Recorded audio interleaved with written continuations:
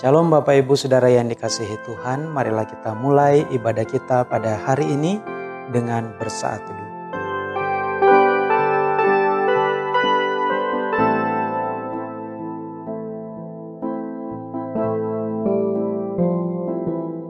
Amin. Kita habiskan ibadah kita. Pertolongan kita adalah di dalam nama Tuhan yang menjadikan langit dan bumi beserta dengan isinya, yang tetap setia untuk selama-lamanya dan yang tidak pernah meninggalkan perbuatan tangannya. Amin. Mari kita berdoa. Bapa di sorga, Bapa yang kami kenal dan kami sembah di dalam nama Tuhan kami Yesus Kristus, kami bersyukur Tuhan untuk hari yang Engkau berikan kepada kami, di mana kami boleh bersekutu bersama-sama dalam ibadah online pada hari ini. Biarlah urapan-Mu hadir di tengah-tengah kami, agar kami dapat fokus mengikuti ibadah ini dari awal sampai pada akhirnya. Dan biarlah Roh Kudus-Mu menguasai hati dan pikiran kami, sehingga kami hanya tertuju kepada-Mu saja ya Bapa. Kami bersyukur untuk pengampunan yang Engkau berikan kepada kami, dan biarlah Engkau kuduskan kami dan layakkan kami untuk bersekutu bersama-sama dengan Engkau ya Tuhan. Terima kasih ya Bapa. Kami mulai ibadah ini di dalam nama Bapa, Anak dan Roh Kudus. Amin. Puji Tuhan Bapak Ibu Saudara yang dikasihi Tuhan. Marilah kita masuk ke dalam gerbang kemuliaan Tuhan. Kita angkat pujian, masuk gerbangnya dengan syukur.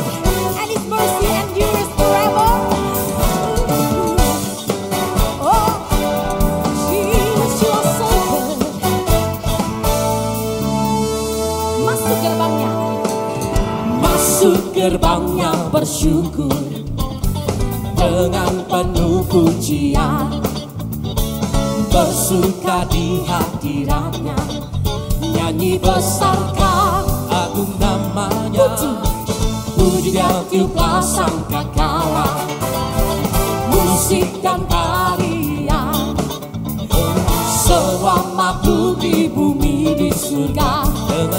Siapa mengalami kebaikan Tuhan, lambaikan tanganmu. Sebab Tuhan baik, sebab Tuhan baik, anugerahnya kekal selamanya. Sebab Tuhan baik, sebab Tuhan baik, sebab Tuhan baik, sebab Tuhan baik, sebab Tuhan baik, sebab Tuhan baik, anugerahnya kekal selamanya. Sebab Tuhan baik, sebab Tuhan baik, anugerahnya kekal selamanya. Yesus Kristus, Yesus Kristus Allah Tuhanku, pencipta segalanya. Mari datang sujud di hadapannya, luangkan tanganmu, naikkan pujian, pujian tiuplah sangkakala, musik dan tarian, semua makhluk di bumi di surga. Tuhan itu baik, lambaikan tanganmu. Sebab Tuhan baik, sebab Tuhan baik, sebab Tuhan baik, anugerahnya kekal selamanya. Sebab Tuhan baik, sebab Tuhan baik, sebab Tuhan baik, sebab Tuhan baik, anugerahnya kekal selamanya.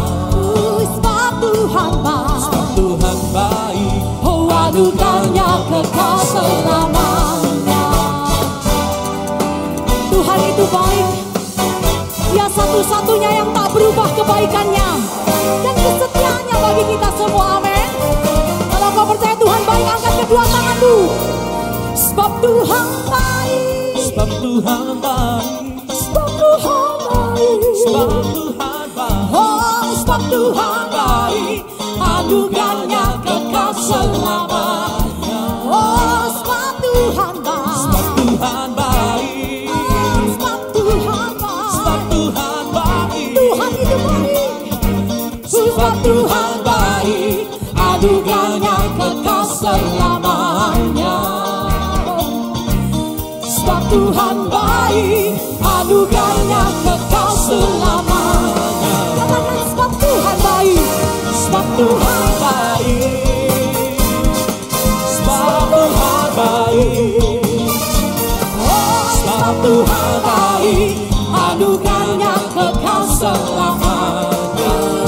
Sebab Tuhan baik, sebab Tuhan baik, Yesus Engkau baik, sebab Tuhan baik, sebab Tuhan baik, anugerahnya kekal selamanya. Sebab Tuhan baik, anugerahnya kekal selamanya. Sebab Tuhan baik, anugerahnya kekal selamanya.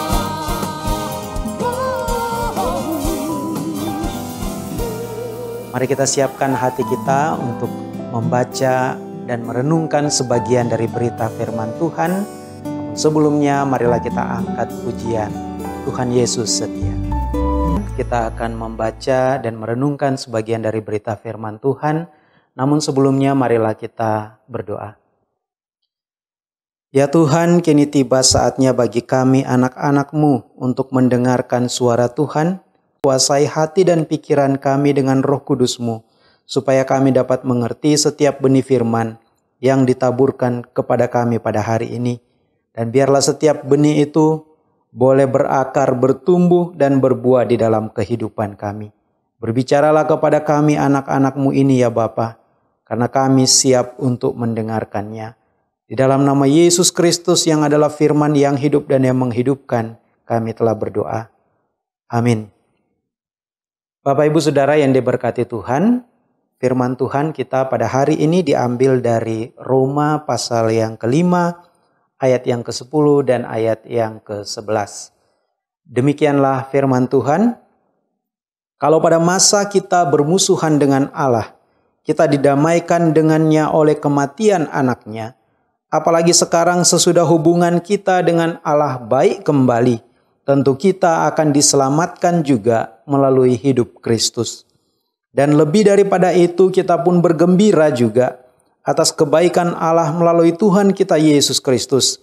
Sebab melalui Kristus kita sekarang menikmati hubungan kita yang baik itu dengan Allah. Demikianlah pembacaan Alkitab kita pada hari ini. Yang berbahagia ialah mereka yang mendengarkan firman Tuhan dan yang memeliharanya dalam kehidupan sehari-hari.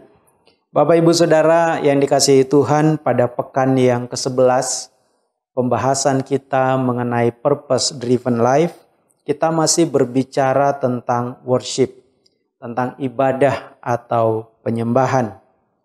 Sebab ibadah atau worship atau penyembahan merupakan tindakan kita untuk menyenangkan hati Tuhan.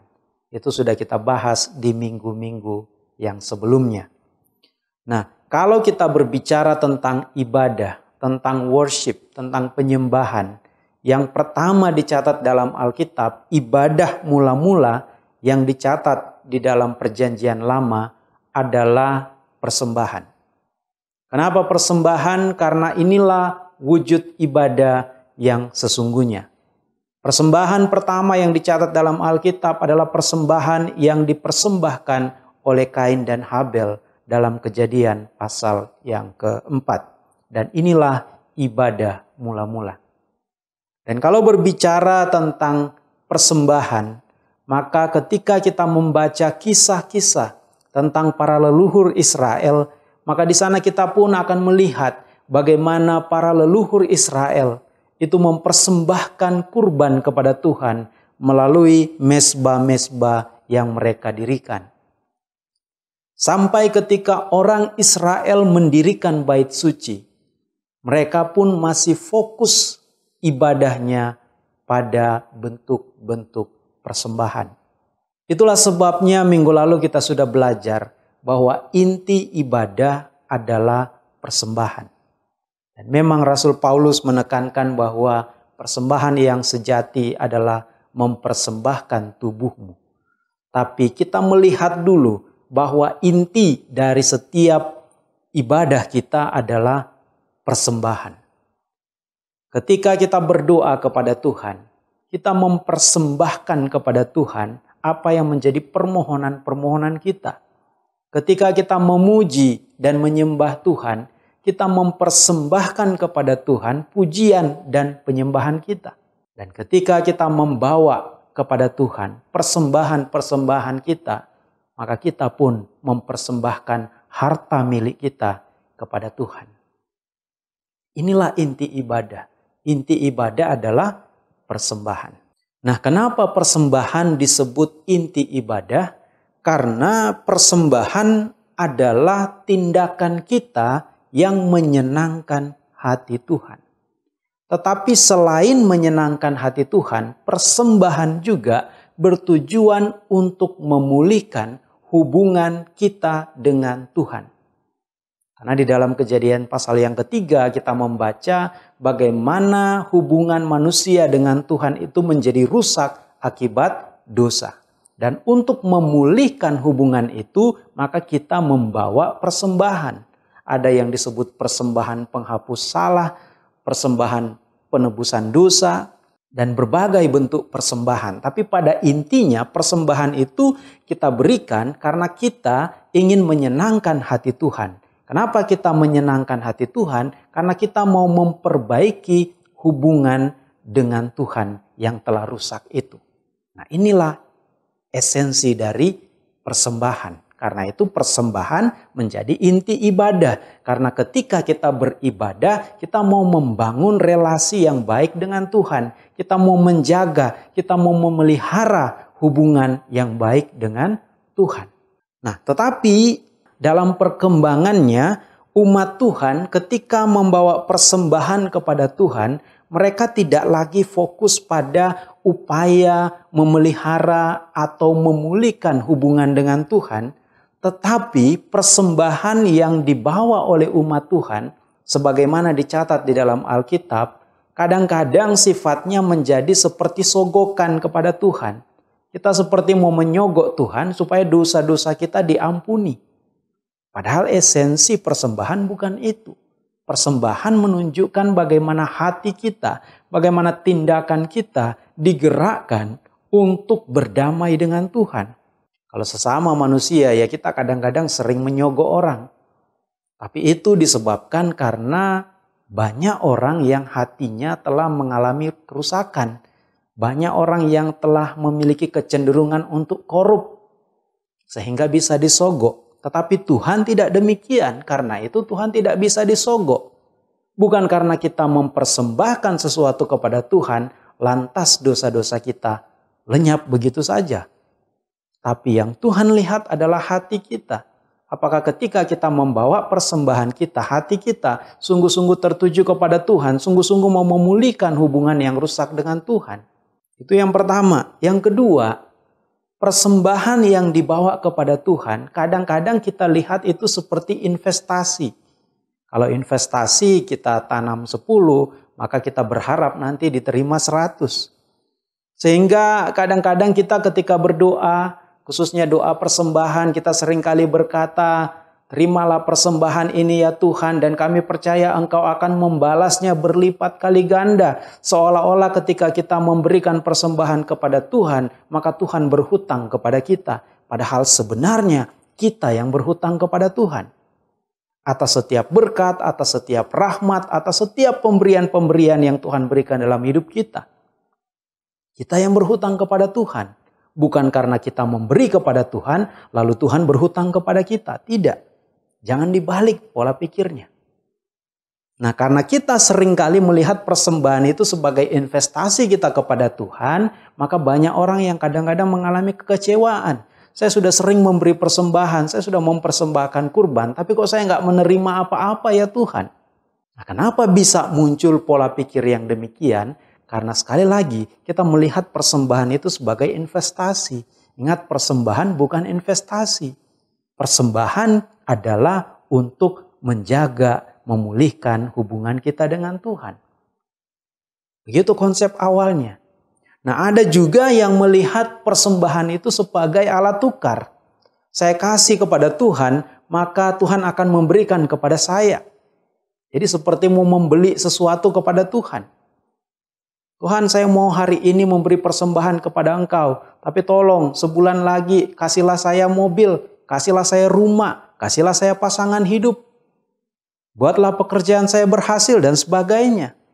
Apakah persembahan seperti itu?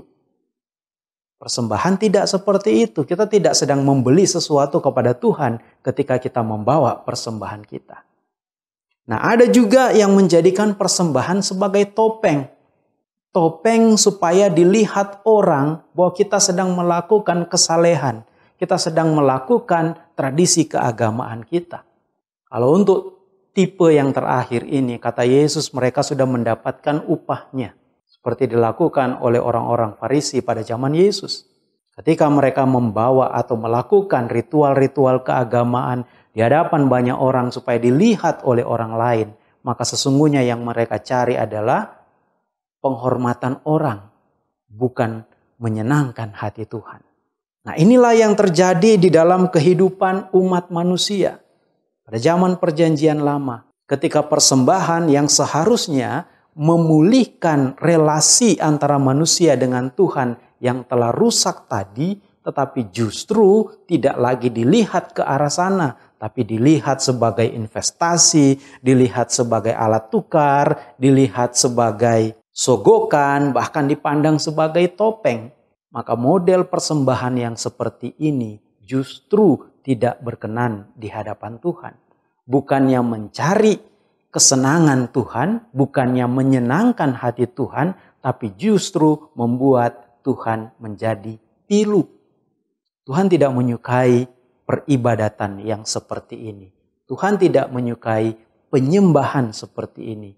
Dan Tuhan tidak berkenan atas persembahan yang seperti itu. Nah, kondisi seperti inilah yang oleh Rasul Paulus pada ayat yang ke-10 dari nats yang kita baca tadi disebut ektroiontes, bermusuhan dengan Tuhan.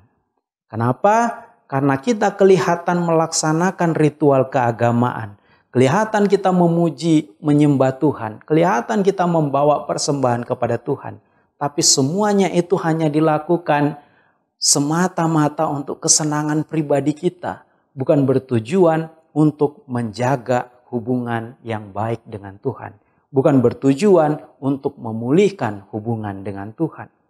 Ektroiontes ini, bermusuhan dengan Tuhan ini, juga menunjukkan bahwa kondisi manusia di mana dia lebih peduli dan lebih khawatir dengan kebutuhan-kebutuhan duniawi daripada peduli dengan hubungan dia dengan Tuhan.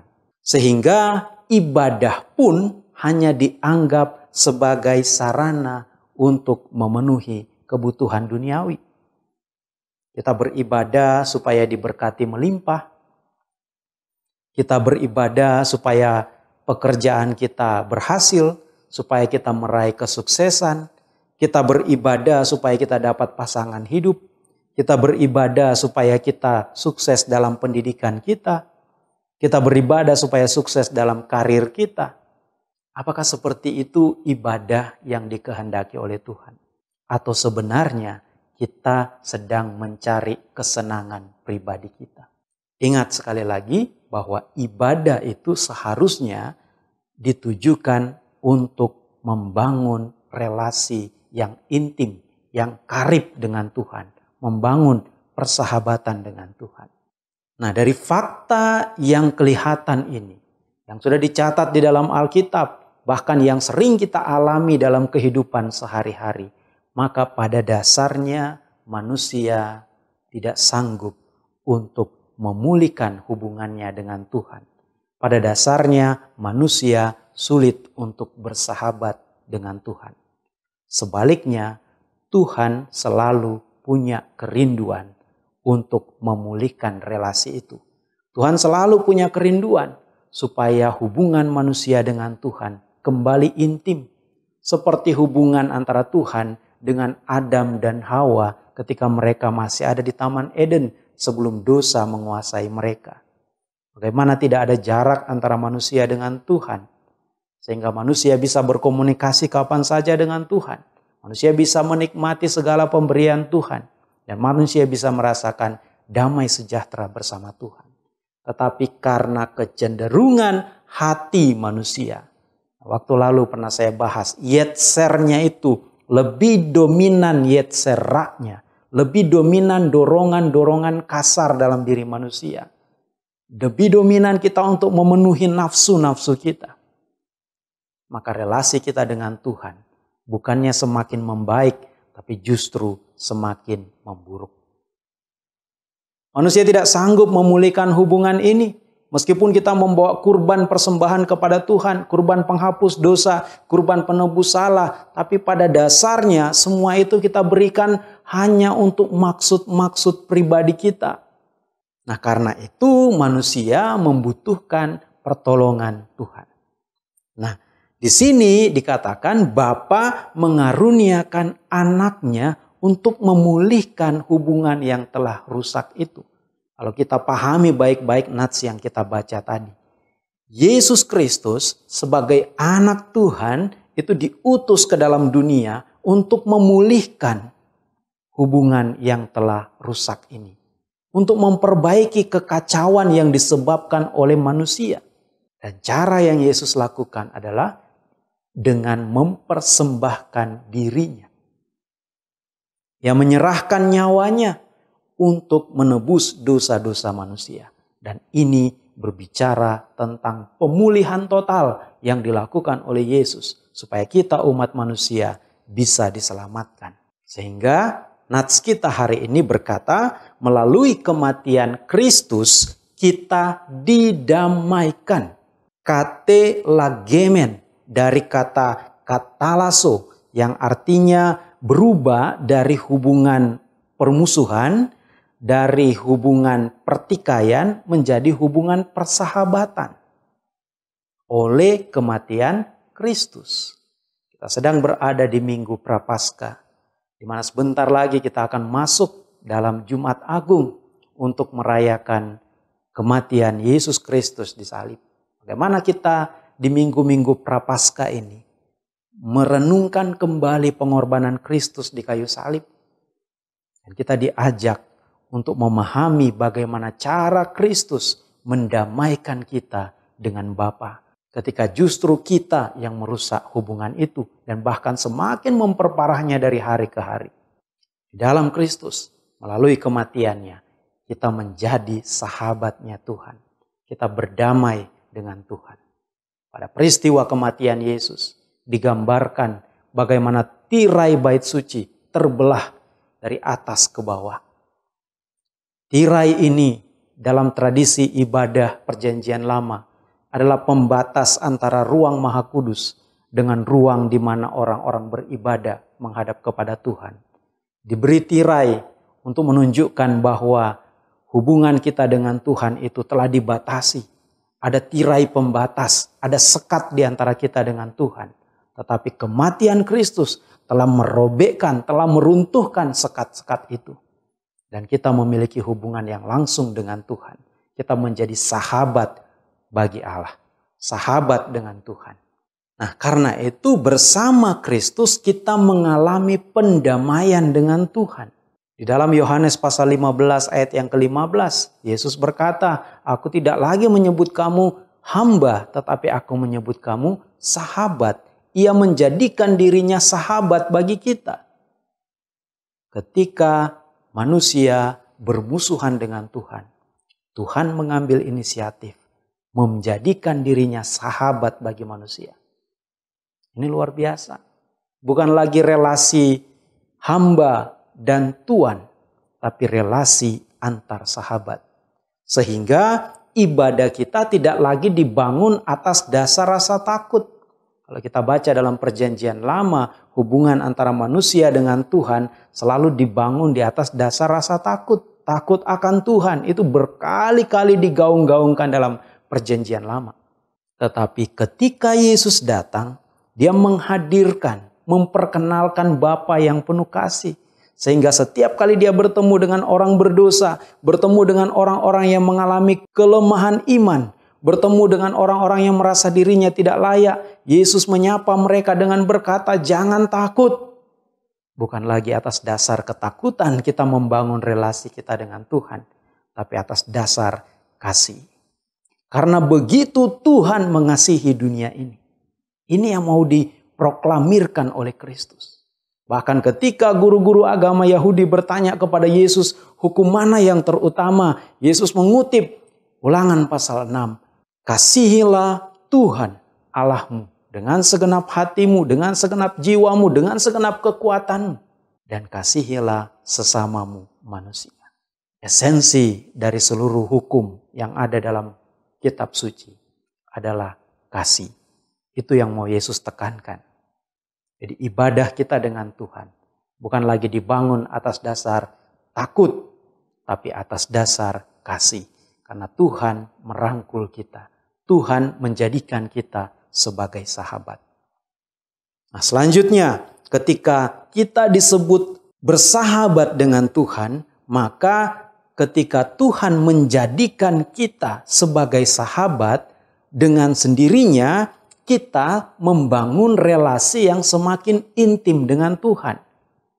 Jadi relasi kita dengan Bapa tidak lagi relasi tuan dengan hamba, di mana Yesus bilang hamba tidak tahu apa yang diperbuat oleh tuannya. Seperti relasi antara penguasa dengan orang yang dikuasai. Tapi relasi persahabatan, relasi akrab, relasi yang intim dengan Tuhan. Artinya kita berbicara dengan lebih leluasa kepada Tuhan. Kita mendengarkan suara Tuhan dengan lebih bebas. Seperti relasi pertemanan kita, seperti relasi persahabatan kita dengan rekan-rekan kita. Dan relasi ini yang Tuhan mau bangun di antara kita dan yang Tuhan harapkan terjadi di antara kita. Karena itu jadilah sahabat yang baik. Jangan hanya berkata Yesus kawan yang sejati. Jangan hanya berkata Tuhan adalah sahabat bagiku. Tetapi sahabat sejati itu harus memiliki sahabat yang sejati juga. Maka jadikanlah diri kita sebagai sahabat yang akrab, yang intim, yang mesra, yang sejati bagi Tuhan. Jadikanlah diri kita sebagai sahabat bagi Dia. Bagaimana menjadi sahabat yang baik bagi Tuhan? Di dalam Alkitab dikatakan ketika kita bergaul akrab dengan Tuhan, selalu digambarkan dengan kata Ibrani hithaleh. Hithaleh itu artinya berjalan bersama-sama, berjalan beriringan. Jadi bukan lagi kita berkata saya mengikut Tuhan, tidak. Tapi saya berjalan bersama Tuhan. Karena ada dua hal yang berbeda di situ. Mengikut Tuhan berarti kita mengekor. Berarti Tuhan ada di depan, kita di belakang. Tapi yang Tuhan mau adalah mari berjalan bersama. Hal ini penting. Kalau kita berjalan yang satu di depan, yang satu di belakang, komunikasi itu kurang bagus. Tapi kalau kita berjalan beriringan, komunikasi itu lebih intens. Jadi ketika Tuhan berkata berjalan bersama-sama dengan Tuhan, hithaleh, bergaul akrab dengan Tuhan, itu yang Tuhan harapkan adalah ada komunikasi yang intens antara Dia dengan kita. Waktu lalu saya sudah sampaikan, komunikasi yang baik adalah ketika kita berbicara dan juga kita mendengarkan apa yang disampaikan oleh partner kita, oleh rekan kita. Jadi dalam relasi kita dengan Tuhan, kita berbicara kepada Tuhan melalui setiap doa kita, melalui setiap permohonan kita. Tapi di saat yang sama kita pun mendengarkan suara Tuhan melalui firman Tuhan, melalui meditasi-meditasi yang kita lakukan, perenungan-perenungan. Dan dua hal ini penting untuk membangun komunikasi yang intens, yang akrab dengan Tuhan. Dan yang terakhir, menjadi sahabat bagi kita. Ketika Tuhan menjadi sahabat bagi kita, itu berarti kita pun harus menjadi sahabat bagi semua orang. Kenapa? Karena konsep persahabatan yang mau ditekankan oleh Yesus di sini sebetulnya terletak pada makna pengampunan. Kita yang berdosa ini, kita yang bersalah ini, kita yang seharusnya tidak layak di hadapan Tuhan, tetapi dirangkul oleh Tuhan, dijadikan sahabat oleh Tuhan. Maka ketika kita bertemu dengan orang-orang di sekitar kita, orang-orang yang berdosa, orang-orang yang mungkin penuh dengan masalah, maka kita tetap harus menjadi sahabat bagi mereka, hadir sebagai sahabat. Jangan sampai karena dosa kita sudah diampuni lalu kepada orang lain kita memberikan hukuman. Itu seperti perumpamaan yang disampaikan oleh Yesus. Ketika ada seorang hamba yang diampuni, lalu kemudian dia tidak bisa mengampuni hamba yang lain. Jangan sampai kita seperti itu. Ketika kita menjadi sahabat Tuhan, maka pada saat yang sama kita dituntut untuk menjadi sahabat bagi semua orang. Dan marilah kita menjadi sahabat bagi setiap orang yang ada di sekitar kita.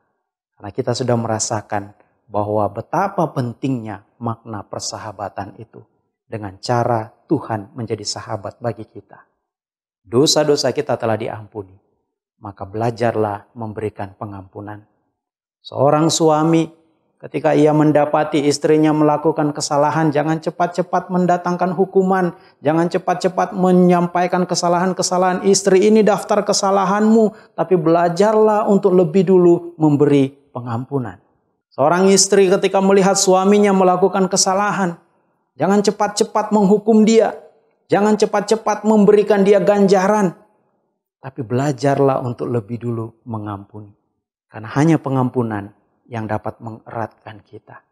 Ketika saudara kita, ketika teman kita, atau orang-orang yang dekat dengan kita jatuh ke dalam dosa, jangan cepat-cepat mencari ini salah siapa. Jangan cepat-cepat menghakimi saudara kita. Tapi rangkullah dia lebih dulu. Sampaikan bahwa kita mengasihi dia. Kasih itu yang lebih dulu dikedepankan, bukan hukuman. Sebagaimana cara Yesus merangkul kita. Ia tidak cepat-cepat menghukum kita. Tapi ia lebih dulu merangkul kita. Bersahabat dengan kita. Jadi Bapak Ibu Saudara yang telah mengalami pengampunan dari Tuhan. Marilah kita menjadi orang-orang yang mudah bersahabat dengan siapapun di sekitar kita. Sehingga kasih Kristus dapat dengan mudah kita tularkan kepada siapa saja. Tuhan memberkati Bapak Ibu Saudara. Amin. Mari kita bersatu dalam doa, kita berdoa. Bapa kami yang di sorga, Bapa yang kami kenal dan kami sembah di dalam nama Tuhan kami Yesus Kristus, kami bersyukur ya Bapa untuk firman-Mu yang telah Engkau taburkan kepada kami pada hari ini. Biarlah itu boleh menjadi rema di dalam kehidupan kami, menjadi terang di dalam jalan kami. Dan kami mau ya Tuhan untuk menjadi sahabat-Mu ya Bapa. Di dalam setiap perilaku kami hanya melakukan apa yang seturut dengan kehendak-Mu saja. Ajarlah kami untuk mengandalkan Engkau dalam kehidupan kami ya Tuhan. Dan tuntunlah kami supaya kami boleh menjadi sahabat bagi semua orang. Kami berdoa ya Bapa untuk bangsa dan negara kami di tengah-tengah situasi dan kondisi yang sedang kami alami saat ini. Terutama di tengah-tengah pandemi COVID-19. Biarlah Tuhan memberi kami hikmat dan kebijaksanaan. Sehingga setiap kebijakan yang diambil baik oleh pemerintah kami maupun oleh para pemimpin gereja kami. Semuanya hanya seturut dengan kehendak-Mu saja. Kami berdoa ya Tuhan untuk para medis, untuk semua yang berada di garda depan dalam penanggulangan masalah ini. Kami serahkan mereka ke dalam tangan-Mu ya Bapa. Tuntun mereka, beri mereka kesehatan dan kekuatan. Agar mereka dapat terus melaksanakan tugas dan tanggung jawabnya dengan kekuatan yang berasal daripada Engkau. Juga untuk setiap gereja-gereja-Mu dimanapun berada. Biarlah ya Tuhan tuntunan tangan-Mu dapat terus menjadikan gereja-Mu sebagai garam dan terang di tengah-tengah dunia ini. Agar kehadiran gereja-gereja-Mu, terutama di tengah-tengah bangsa dan negara kami, boleh memberikan sumbangsi yang terbaik untuk menangani setiap persoalan yang ada di tengah-tengah bangsa dan negara kami. Juga kami berdoa untuk semua jemaat kami, dimanapun mereka berada ya Bapa. Tuhan sertai, Tuhan jaga, Tuhan lindungi. Berikan mereka kesehatan dan kekuatan yang berasal daripada Engkau. Agar dalam setiap mereka melaksanakan aktivitas mereka boleh senantiasa terlindungi. Dan mereka boleh terus merasakan pertolongan Tuhan di dalam kehidupan mereka. Curahkanlah berkat-Mu atas mereka ya Tuhan. Cukupkan apa yang menjadi kebutuhan hidup mereka. Dan kami berdoa untuk jemaat-jemaat kami yang saat ini sedang sakit. Baik di rumahnya masing-masing maupun di rumah sakit. Tuhan yang menjamah mereka ya Tuhan. Memberikan kesembuhan yang berasal daripada Engkau. Juga untuk anak-anak kami yang sedang menempuh pendidikan. Berikan mereka kecerdasan ya Bapa. Agar mereka dapat menyelesaikan setiap tahapan pendidikan mereka dengan baik. Dan semuanya hanya seturut dengan kehendak-Mu. Dan sebentar juga kami akan memberikan persembahan kami, sebagian dari apa yang kami punya ya Tuhan. Ajarlah kami untuk memberikan yang terbaik kepadamu ya Tuhan, supaya itu boleh menopang setiap pekerjaan Tuhan di tengah-tengah kehidupan kami, di tengah-tengah pelayanan kami. Terima kasih ya Bapa. Kami berdoa di dalam nama Tuhan kami Yesus Kristus yang telah mengajar kami berdoa. Bapa kami yang di surga, dikuduskanlah namamu. Datanglah kerajaan-Mu, jadilah kehendak-Mu di bumi seperti di surga. Berikanlah kami pada hari ini makanan kami yang secukupnya, dan ampunilah kami akan kesalahan kami, seperti kami juga mengampuni orang yang bersalah kepada kami. Dan janganlah membawa kami ke dalam pencobaan, tetapi lepaskanlah kami daripada yang jahat. Karena Engkaulah yang mempunyai kerajaan, kuasa dan kemuliaan sampai selama-lamanya. Amin. Bapak Ibu Saudara, kita diberi kesempatan untuk memberikan persembahan yang terbaik bagi Tuhan. Karena itu marilah kita membawa persembahan kita sambil kita mengangkat pujian Bila Topan Keras Melanda Hidupmu.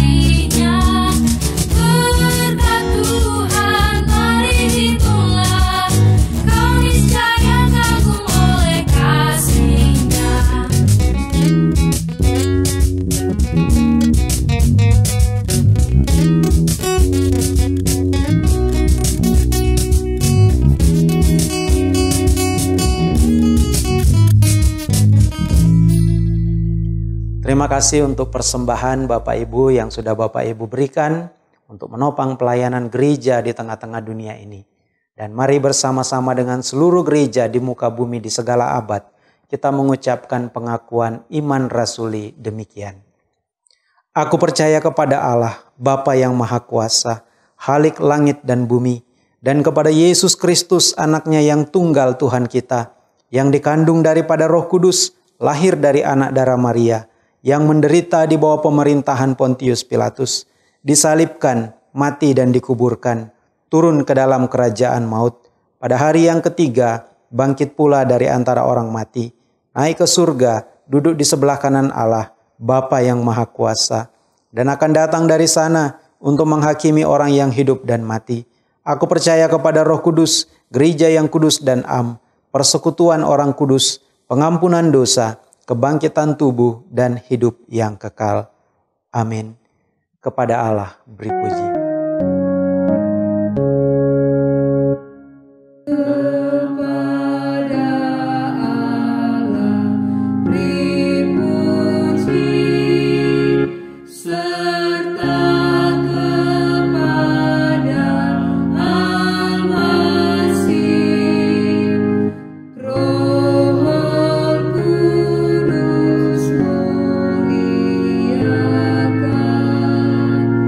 Good.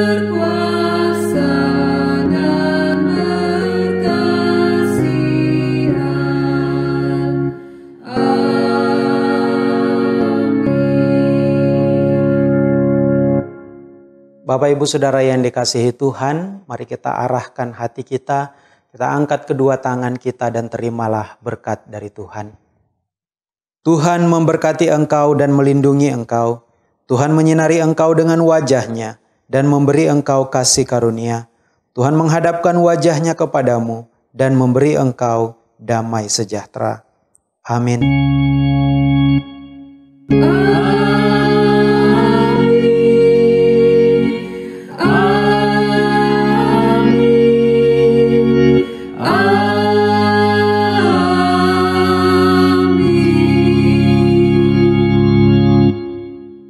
Demikianlah ibadah kita pada hari ini. Tuhan memberkati.